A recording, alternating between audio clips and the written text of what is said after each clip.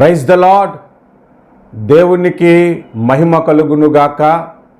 మన ప్రభు అయిన యేసు క్రీస్తు శ్రేష్టమైన నామమున మీ అందరికీ నా శుభములు తెలియజేస్తూ ఉన్నాను. దేవుని వాక్యములో నుండి ఈరోజు ఒక ప్రత్యేకమైన అంశాన్ని ధ్యానం చేద్దాము. ఆల్రెడీ థంబ్నైల్ చూసుంటారు కాబట్టి బరబ్బాను గూర్చి, బరబ్బా యేసు ప్రభు వాళ్ళిద్దరిని గూర్చి మనము ధ్యానం చేద్దాము. మన రక్షకుడైన యేసుని గూర్చి, బందిపోటు దొంగ అయిన బరబ్బాను గూర్చి మనము ధ్యానం చేద్దాము. మూలవచనముగా ఒక వచనాన్ని మనం తీసుకొని ప్రార్థనాపూర్వకంగా వాక్యాన్ని ధ్యానం చేద్దాము. మత్తయి సువార్త 27వ అధ్యాయము 17-18 వచనాలు. కాబట్టి జనులు కూడి వచ్చినప్పుడు పిలాతు, నేనెవనిని విడుదల చేయవలనని మీరు కోరుచున్నారు? బరబ్బానా లేక క్రీస్తు అనబడిన యేసునా అని వారిని అడిగాను. ఏలయనగా వారు అసూయ చేత ఆయనను అప్పగించిరని అతడు ఎరిగి ఉండెను. అతడు న్యాయపీఠము మీద కూర్చుండి ఉన్నప్పుడు అతని భార్య, నీవు ఆ నీతిమంతుని జోలికి పోవద్దు, ఈ ప్రొద్దు ఆయనను గూర్చి నేను కలలో మిక్కిలి బాధపడితినని అతని యొద్దకు వర్తమానము పంపెను.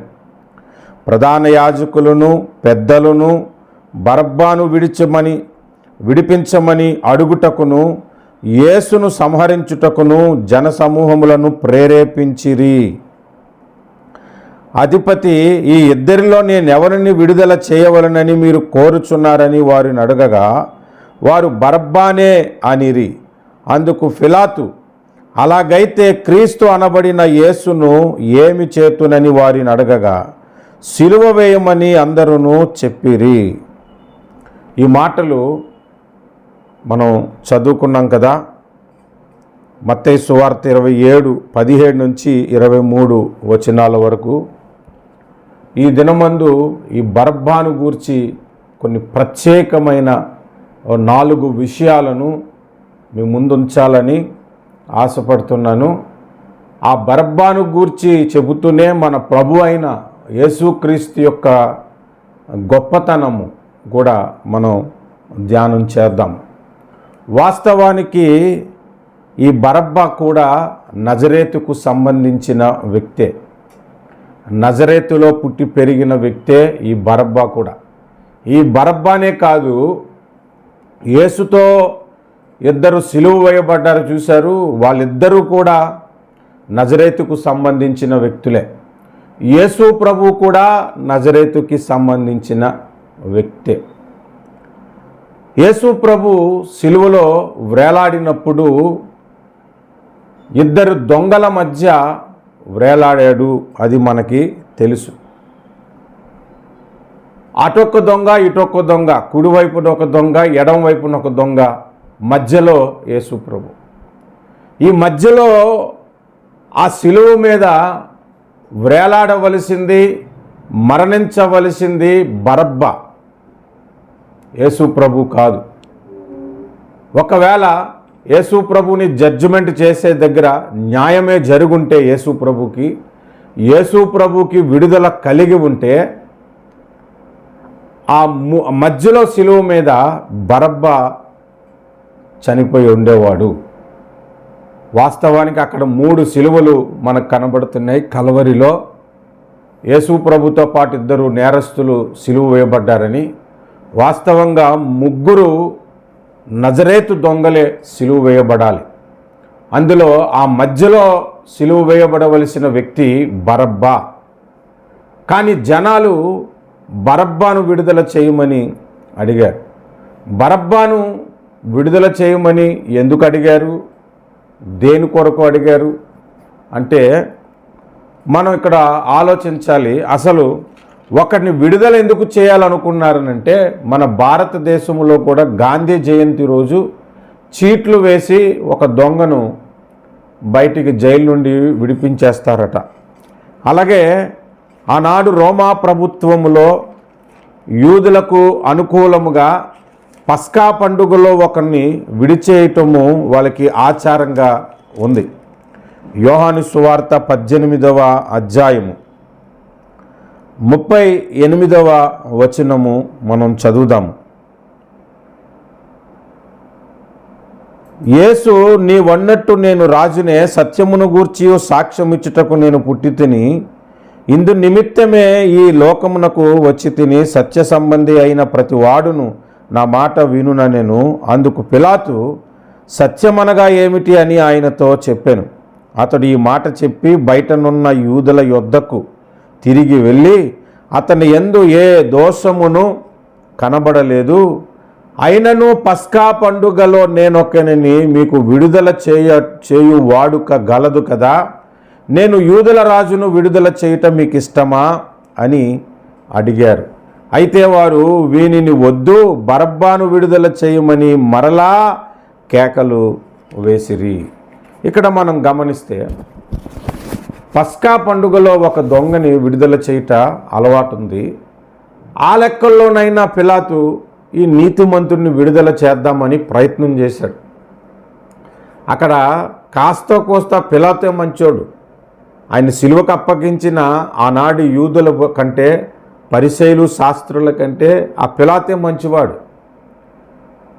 పస్కా పండుగలో ఒకరిని విడుదల చేస్తాం కదా, అలాగూ ఈయన విడుదల చేసేద్దాము, ఈ ముగ్గురు దొంగల్ని సిలువ వేద్దామని పిలాతు తలంచాడు. అయితే అలాగూ విడుదల చేయవలసి వస్తే బరబ్బాను విడుదల చేయమని వీళ్ళు అడిగారు.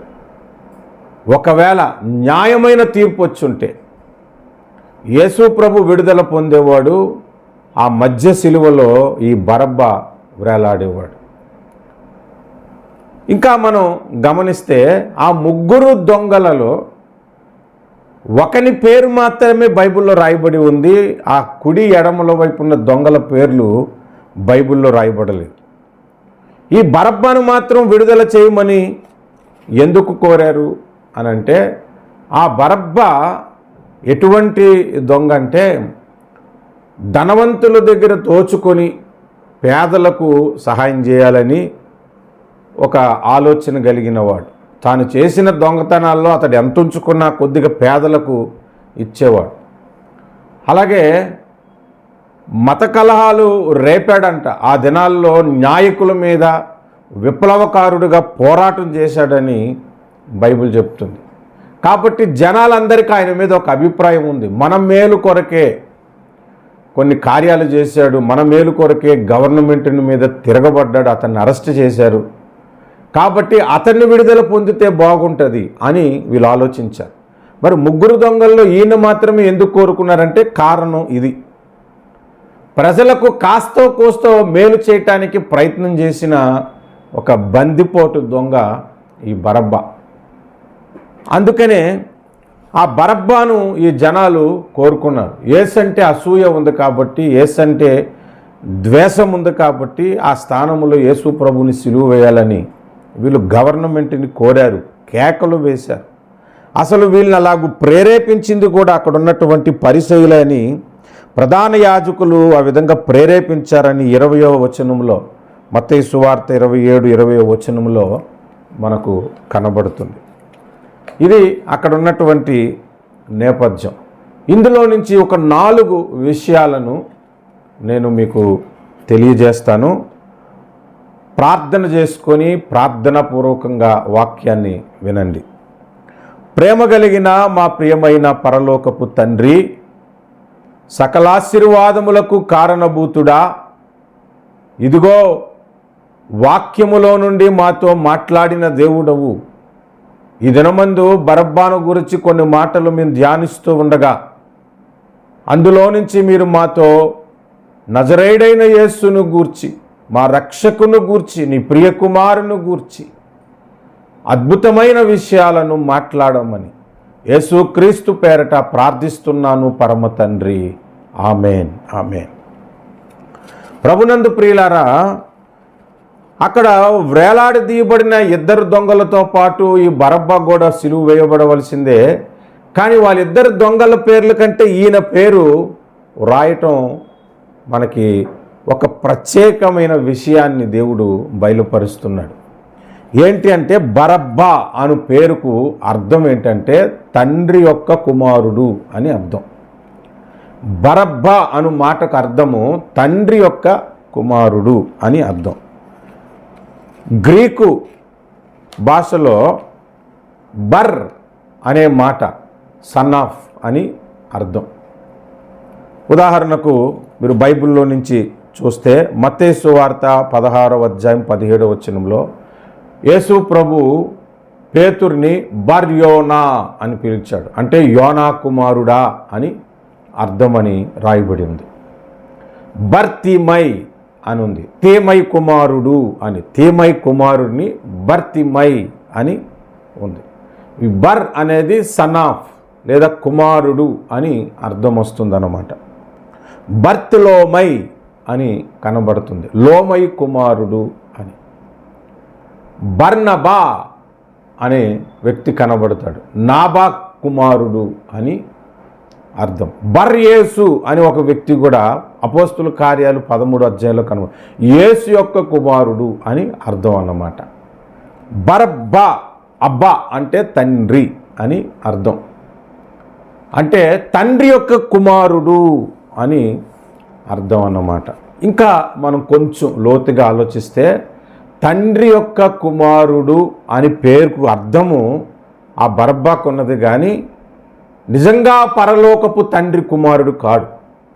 అక్కడ సిలువ వేయబడింది తండ్రి యొక్క కుమారుడే, యేసుక్రీస్తు ప్రభువారు అక్కడ సిలువ వేయబడ్డారు. ఇక్కడే మనకు ఒక అద్భుతమైన పాఠాన్ని బైబిల్ మనకి నేర్పిస్తూ ఉంది. బరబ్బా అంటే తండ్రి యొక్క కుమారుడు అని మనం చదువుకున్నాం కదా, అర్థం చెప్పుకున్నాం కదా. మానవ జాతి అంతటికీ ఈ బరబ్బా ఒక ప్రతినిధిలాగా మనకి చూపెడుతున్నాడు.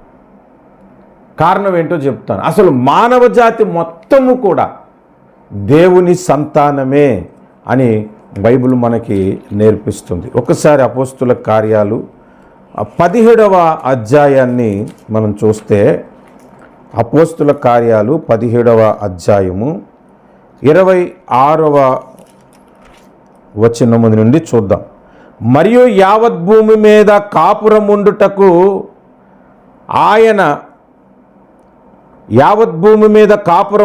ఆయన యొకన నుండి ప్రతి జాతి మనుషులను సృష్టించి, వారు ఒకవేళ దేవుని తడువులాడి కనుగొందురేమోయని తన్ను వెదుకు నిమిత్తము నిర్ణయ కాలమును వారి నివాస స్థలముల యొక్క పొలిమేరులను ఏర్పరచెను. ఆయన మనలో ఎవనికి దూరముగా ఉండువాడు కాడు.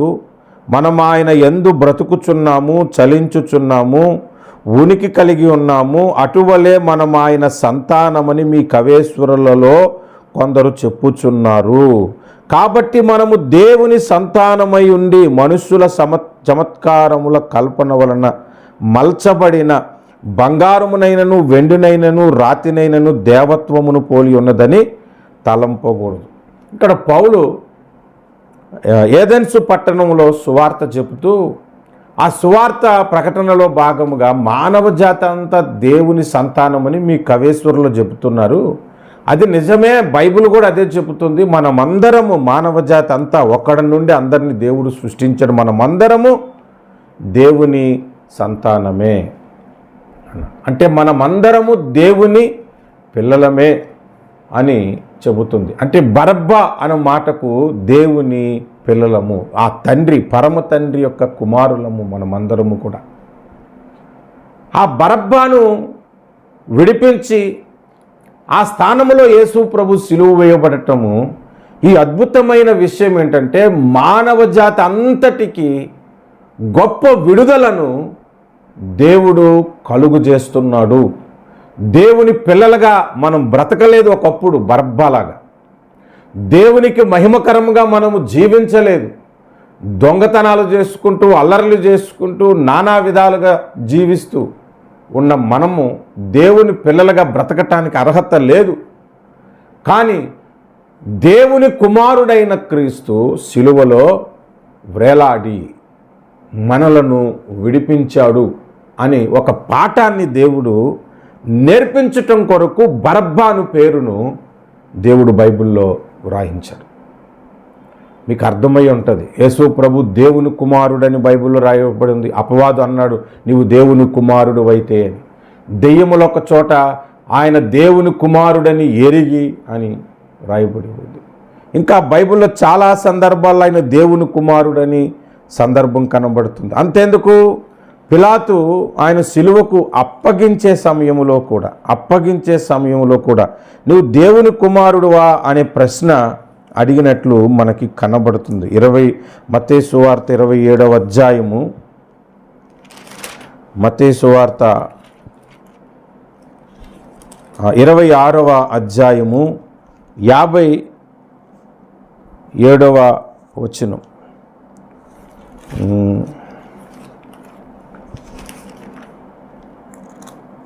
63వ వచనం. అందుకు ప్రధాన యాజకుడు ఆయనను చూచి, నీవు దేవుని కుమారుడు అయిన క్రీస్తువైతే ఆ మాట మాతో చెప్పమని జీవము గల దేవుని తోడని నీకు ఆనబెట్టుచున్నాను నేను. అందుకు యేసు నీవన్నట్టే అన్నాడు. అంటే నేను దేవుని కుమారుడిని అనే చెప్పుకున్నాడు.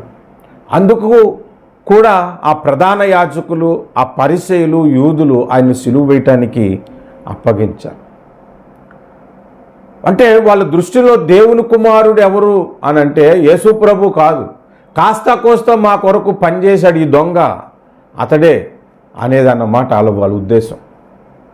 అంటే మీరు ఇక్కడ మనం ఆలోచన చేయాలి, అందులో ఒక ఆధ్యాత్మిక పాఠాన్ని దేవుడు మన కొరకు పెట్టాడు. మానవ జాతి విమోచన అంతయు అక్కడ కలుగుతుంది కాబట్టే దేవుని కుమారుడు అను పేరు కలిగిన, తండ్రి యొక్క కుమారుడు అను అర్థము రాగలిగిన ఒక పేరు కలిగి దొంగను విడుదల చేయటానికి దేవుడే ఆ కార్యాన్ని అక్కడ జరిగించాడు.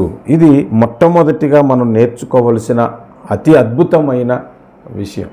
సిలువలో దేవుని కుమారులుగా మనము బ్రతకటానికి మరలా దేవుడు మనకి అవకాశం ఇచ్చాడు. అందుకే ఆయన్ని ఎందరైతే అంగీకరిస్తారో, నా స్థానములో ఆయన సిలువలో మరణించాడని ఎంతమంది అయితే ఆయనను విశ్వసిస్తారో, ఆయన కుమారులు అనబడటానికి దేవుడు అధికారం ఇచ్చాడంట మనకి. యోహాను సువార్త 1వ అధ్యాయము 12వ వచనంలో మనకు ఆ మాట కనబడుతుంది. ఒకప్పుడు మనమందరము బరబ్బా లాంటి వారమే, దేవుని పిల్లలమే, తండ్రి యొక్క కుమారులమే. కానీ బరబ్బా ఎలాగైతే దేవునికి మహిమకరంగా జీవించలేదు, మనం కూడా దేవుడిని మహిమపరచలేదు, దేవుడిని ఘనపరచలేదు, దేవునికి ఇష్టలుగా మనం బ్రతకలేదు. కానీ దేవుడు మన స్థానములో ఆయన చనిపోయి, యేసు మన స్థానములో ప్రాణం పెట్టి మనకు విడుదల కలుగు చేస్తున్నాడు అనే ఒక పాఠము మనకు నేర్పించటానికే ఈ బరబ్బాను అక్కడ నుండి విడిపించాడు. అది ఎప్పుడంటే పస్కా పండుగ రోజున విడిపించుట ఒకనికి ఆచారం ఉన్నదంట. ఆ పస్కా పండుగ రోజు బరబ్బా బయటకు వచ్చాడు చూసావో, అదే పస్కా పండుగ రోజు, యేసు శిలువ మరణము పొందిన రోజు మనందరికీ, మానవ జాతి అంతటికీ ఒక గొప్ప విడుదలను దేవుడు కలుగు చేశాడు. ఇది మొట్టమొదటి పాఠముగా మనకు కనబడుతుంది. ఇక మనం కొంచెం లోతుగా వెళ్తే ఈ బరబ్బాను గురించి బైబిల్ ఏం చెప్తుందంటే, మరొక మాట బరబ్బాను గురించి అపోస్తుల కార్యాలు 3వ అధ్యాయము 14వ వచనం మనం చూస్తే, అపోస్తుల కార్యాలు 3వ అధ్యాయము 14వ వచనం, మీరు అతని ఎదుట ఆయనను నిరాకరించితిరి, మీరు పరిశుద్ధుడును నీతిమంతుడైన వానిని నిరాకరించి నరహంతకుడైన మనిషిని మీకు అనుగ్రహింపమని అడిగితిరి అంట. నరహంతకుడైన మనిషిని మీరు అడిగితిరి. 15వ వచనంలో, మీరు జీవాధిపతిని చంపితిరి గాని దేవుడు ఆయనను మృతులలో నుండి లేపెను అని. ఇక్కడ చూడండి, ఎవరిని కోరుకున్నాడంటే ఒక నరహంతకుని కోరుకున్నారు. కానీ మన కొరకు ప్రాణం పెట్టి మనకు ప్రాణం ఇవ్వాలనుకున్న వాడిని, మరణము నుండి తప్పించాలనుకున్న వాడిని, మనకు జీవమును ఇవ్వాలనుకున్న వాడిని సిలువెక్కించేశారు. ఆ బరబ్బా ఆయనను గురించి రెండవదిగా మనం ఏం నేర్చుకుంటున్నాం అంటే నరహంతకుడు, అంటే ఇతరులను చంపే వ్యక్తి అని అర్థం. ఆ స్థానంలో యేసు ప్రభు ఉండటం ఏంటంటే మనకు నేర్పిస్తున్న పాఠం ఏంటంటే ఆయన నరహంతకుడు కాదు కానీ నరులకు జీవమునిచ్చినవాడు. బైబిల్ ఆయన గురించి చెబుతుంది. యోహాను సువార్త 10వ అధ్యాయం 10వ వచనములో, నేను గొర్రెలకు జీవము కలుగుటకును అది సమృద్ధిగా కలుగుటకును నేను వచ్చి తిని అని అంటున్నాడు. గొర్రెలకు జీవమునివ్వటానికి యేసు ప్రభు వచ్చాడట.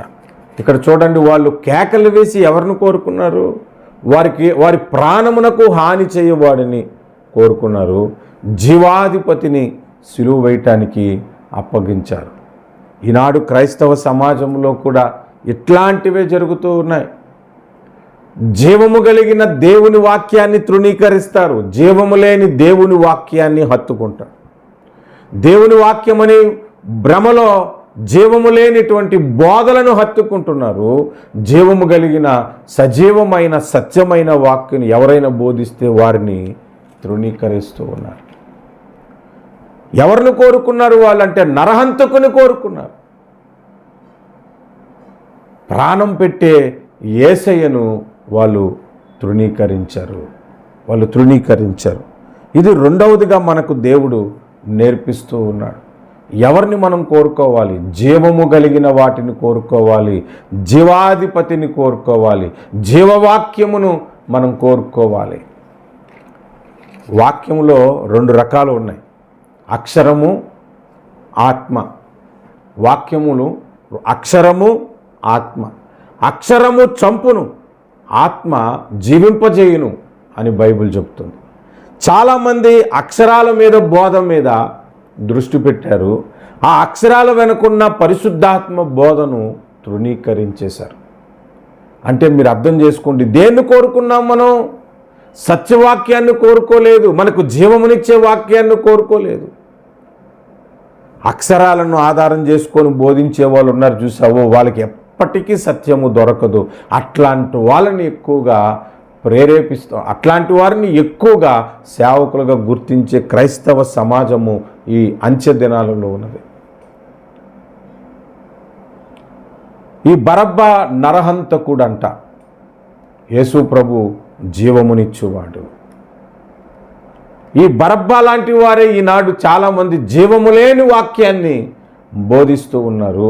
ఆ వాక్యము వలన మనకు జీవము కలుగదు, సమృద్ధి అయిన జీవము అసలే రాదు.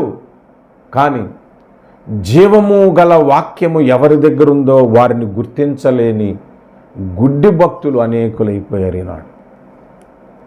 మనం ఎవరిని కోరుకుంటున్నాం? ఎటువంటి వాక్యాన్ని కోరుకుంటున్నాం? మనం నిజంగా జీవమునే కోరుకుంటున్నామా? జీవాధిపతినే కోరుకుంటున్నామా? లేక జీవము లేని, హాని కలిగించే, మేలు కలగలేనటువంటి బరబ్బాను కోరుకుంటున్నామా అనేది రెండవదిగా మనకు ఒక పాఠంగా దేవుడు నేర్పిస్తున్నాడు. మూడవది బరబ్బాను గురించి మనం ధ్యానం చేస్తే యోహాను సువార్త 18వ అధ్యాయము 40వ వచనము. యోహాను సువార్త 18వ అధ్యాయము 40వ వచనము చూడండి. అయితే వారు వీనిని వద్దు, బరబ్బాను విడుదల చేయమని మరలా కేకలు వేసిరి. ఈ బరబ్బా బందిపోటు దొంగ అని ఉంది. ఎవరిని కోరుకున్నారంటే దొంగను కోరుకున్నారు. దొంగను కోరుకొని సజీవుడైన యేసుని తృణీకరించారు. ఇప్పుడు క్రైస్తవ సమాజంలో కూడా అన్ని ఇలాంటివే. దొంగ బోధకులను, దొంగ ప్రవక్తలను, దొంగ అపోస్తులను కోరుకుంటారు. దేవుని పేరట దోచుకుని వారిని కోరుకుంటారు. నిజంగా సేవ చేస్తున్న సేవకులను గుర్తించరు. ధనము నాశించకుండగా మీకు వాక్యమును ప్రకటించాలనే తృష్ణ కలిగినటువంటి సేవకులను గుర్తించరు. దొంగలనే కోరుకుంటున్నారు ఈనాడు క్రైస్తవ సమాజం కూడా. ఆనాడు యూదులు బరబ్బాను కోరుకున్నారు. అందులో ఒక పాఠం మనకి ఇక్కడ ఏమి నేర్పిస్తున్నాడంటే, అంచె దినాల్లో కూడా బరబ్బానే కోరుకుంటారు ఎక్కువ మంది. దొంగనే కోరుకుంటారు, దొంగ బోధకులనే నమ్ముతారు, దొంగ స్వస్థతలు చేసేవారిని నమ్ముతారు, దొంగ ప్రవచనాలు చెప్పేవారిని నమ్ముతారు, అబద్ధ బోధకులను నమ్ముతారు. సత్యవాక్యమును చెప్పేవారికి ఎప్పుడు సిలువ వేసేయడమే, ఎప్పుడు తృణీకరించడమే, ఎప్పుడు అవమానపరచటమే. ఎవరిని కోరుకుంటున్నాం మనం? ఎవరి కొరకు మనం కేకలు వేస్తున్నాం? సజీవమైన వాక్యాన్ని కోరుకోవటం లేదు, సజీవుడైన యేసుని మనం కోరుకోవటం లేదు, మన కొరకు ప్రాణం పెట్టిన వాడిని కోరుకోవటం లేదు. దొంగను కోరుకున్నారంట. దొంగ ఎందుకు వస్తాడండి? బైబిల్ ఏం చెప్తుంది? యోహాను సువార్త 10వ అధ్యాయం 10వ వచనంలో, దొంగతనమునకును నాశనము చేయుటకునే వచ్చును అని బైబిల్ చెప్తుంది. నాశనం చేయటానికి వస్తాడట దొంగ. నాశనం అన్న మాట వాడాడు. దొంగ హత్య చేయటానికి అనే మాట బదులు నాశనం అనే పదాన్ని ఇక్కడ యేసు ప్రభు వాడాడు. ఎందుకు అనంటే, నాశనము అనేది నరకానికి పోయేవారిని సూచిస్తుంది. నిన్ను నరకపాత్రునిగా చేసే బోధలు అంగీకరిస్తావు, నిన్ను నరకపాత్రుడిగా చేసే సేవకులను అంగీకరిస్తావు, నిన్ను నరకపాత్రులుగా చేసే ప్రతీది కోరుకుంటావు. కానీ ఆ నరకము నుండి తప్పించి జీవమునకు నడిపించే యేసు బోధలను, సత్యబోధలను ఈనాడు జనాలు కోరుకోవట్లేదు. కాబట్టి రెండవదిగా మనకి దేవుడు ఏం నేర్పిస్తున్నాడు? నువ్వు ఏం కోరుకుంటున్నావు, ఎవరికి సిలువ వేయమంటున్నావు అనే పాఠాన్ని దేవుడు మనతో మాట్లాడుతూ ఉన్నాడు. చాలా సందర్భాల్లో ఇప్పుడు ఉన్న సోషల్ మీడియాను బట్టి నేను చూసినప్పుడు చాలా బాధ కలిగించే విషయం, కొంతమంది బోధలు ఉత్తి సోది.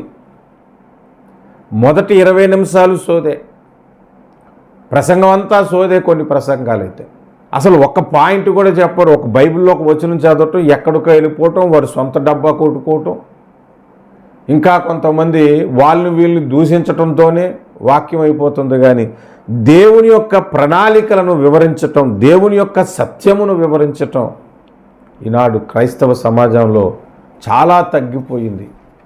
అంటే ఏం కోరుకుంటున్నాము మనం అంటే, జీవవాక్యాన్ని కోరుకోవట్లేదు, మనం నాశనం పరిచే దొంగ బోధలను కోరుకుంటున్నాము. ఇదొక పాఠంగా దేవుడు మనకి మూడవదిగా నేర్పిస్తున్నాడు. నాలుగవదిగా ఈ బరబ్బాను గురించి బైబిల్లో మనకు రాయబడిన ఇంకొక మాట, లూకా సువార్త 23వ అధ్యాయము 18-19 వచనాలు మనం చూస్తే, 23వ అధ్యాయము 18-19 వచనాల్లో 16 నుంచి మనం చదువుదాము. కాబట్టి నేను అతనిని శిక్షించి విడుదల చేయుదునని వారితో చెప్పగా, వారందరూ వీరిని చంపివేసి మాకు బరబ్బాను విడుదల చేయమని ఏకీగ్రీవముగా కేకలు వేసిరి. వీడు పట్టణములో జరిగించు యొక్క అల్లరి నిమిత్తమును నరహత్య నిమిత్తమును చెరసాలలో వేయబడినవాడు. వీడు పట్టణములలో ఏం చేసేవాడట? అల్లరులు నిమిత్తము, నరహత్య నిమిత్తం. అంటే బరబ్బాలో ఉన్న 4వ లక్షణం ఇక్కడ మనకి ఏం కనబడుతుందంటే, అల్లరి చేయువాడు, దొంగ, నరహత్య చేయువాడు, అల్లర్లు సృష్టించేవాడు. ఈనాడు క్రైస్తవ సమాజంలో ఇటువంటి బరబ్బాలు లేరా? ఇటువంటి బరబ్బాలు మనకు కనబడట్లేదా? ఎప్పుడు అల్లర్లు సృష్టించటానికే ప్రయత్నం చేసేవాళ్ళు ఉన్నారు, అల్లర్లు కలుగు చేయటానికి ప్రయత్నం చేసేవాళ్ళు ఉన్నారు, ఒకరిని అల్లరిపాలు చేయటానికి వీడియోలు చేసేవాళ్ళు ఉన్నారు, ఒకటి సాక్ష్యాన్ని పాడు చేయటానికి, వాడి మీద తిరుగుబాటు చేయటానికి, పనికి మాలిన పనులు చేయటానికి వారి సమయాన్ని ఖర్చు పెట్టే ఈనాడు బరబ్బాలు ఉన్నారు. జనాలు అవే కోరుకుంటున్నారు. మీరు చూడండి, ఒక పాస్టర్ని తిడుతూ వీడియో చేశారనుకోండి, లక్షల్లో ఆ వీడియోని చూస్తారు. అదే పాస్టరు అద్భుతమైన సువార్త బోధ చేశాడు అనుకోండి, అది అసలు చూడరు, దాని జోలికి పోరు. అదే ఒకరిని తిట్టిన వీడియో అనుకోండి, ఎంత బాగా నచ్చుతుందో అది ఒకరికొకరికి ఫార్వర్డ్లు చేసుకుంటారు, 10 మందికి తెలియజేయాలనుకుంటారు, అదేదో గొప్ప విషయంలాగా.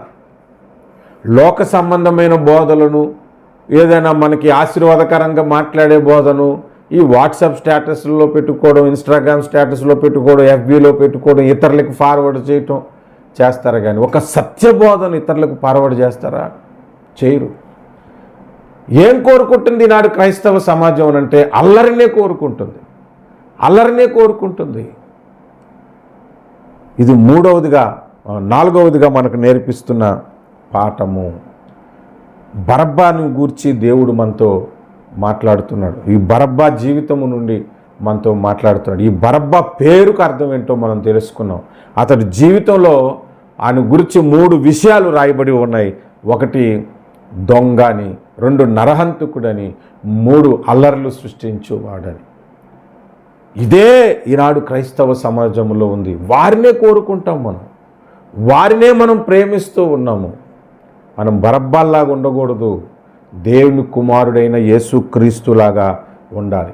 మనం ఎవరిలాగా మలచబడటానికి పిలువబడ్డాము? యేసు పోలికలోనికి మలచబడటానికి పిలువబడ్డాం. ఈనాడు దేవుని కుమారుడైన యేసు పోలికలోనికి మలచబడటం ఏమో కానీ, బరబ్బాను తండ్రి యొక్క కుమారుడను పేరుకు అర్థం వచ్చే పేరుకు తగినట్టుగానే ఈనాడు కొంతమంది బరబ్బాలు తయారవుతున్నారు. దేవుడు ఈ హెచ్చరిక వాక్యాన్ని మనకి తెలియజేస్తూ ఉన్నాడు. జాగ్రత్త పడదాము, దేవుని పిల్లలుగా ఈ లోకమందు మనము జీవిద్దాము. ఎవరిని కోరుకోవాలని ప్రేరేపించాలో మనం నేర్చుకుందాము. బరబ్బాను కోరుకోమని జనాలను ఆనాడు పరిసయ్యులు, శాస్త్రులు, యూద మతాధికారులు ప్రేరేపించారంట. ఆ ప్రేరేపణ వీళ్ళు ఎలా అంగీకరించారు? కేకలు వేశారు, కలిసికట్టుగా కేకలు వేసి బరబ్బా మాకు కావాలనుకున్నారు, యేసుని వద్దనుకున్నారు.